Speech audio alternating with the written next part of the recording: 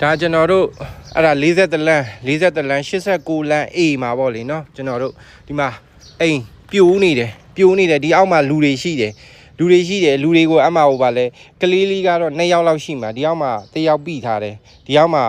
လည်း1ယောက်ပြီးထားတယ်ဒီနန်းလေးမှာလည်းလမ်းချင်းလေးအဲ့ဒါဟိုဘက်မှာလေးရောပဲအကုန်လုံးဒီအောက်မှာကလူ2ယောက်ရှိတယ်ဒီမှာလည်းကျွန်တော်အမိပါတယ်အဲ့ဒါလုံးဝလုံခြုံရေးလည်းဟိုပါလဲဒီရုံးစာတွေလည်းလုံးဝမရှိဘူးဘာမှမရှိဘူးကျွန်တော်တို့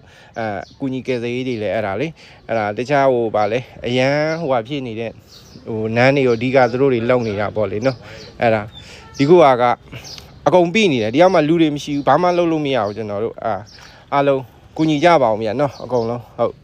တယောက်နဲ့တယောက်ကျွန်တော်တို့ကူညီပေးကြပါအောင်ကျွန်တော်လည်းအမှအသင်းအဖွဲ့ရုံးတွေကိုလည်းသွားတယ်သူတို့တွေလည်းဟိုဗာလဲသူတို့တွေလည်းတခြားနေရာတွေမှာသွားနေတာဒီအောက်ထဲမှာလူတွေကိုအများကြီးရှိတယ်ကျွန်တော်တို့အနည်းဆုံးမရှိဘူးဆိုလို့ရှိရင်တော့9ယောက်ထပ်ပဲ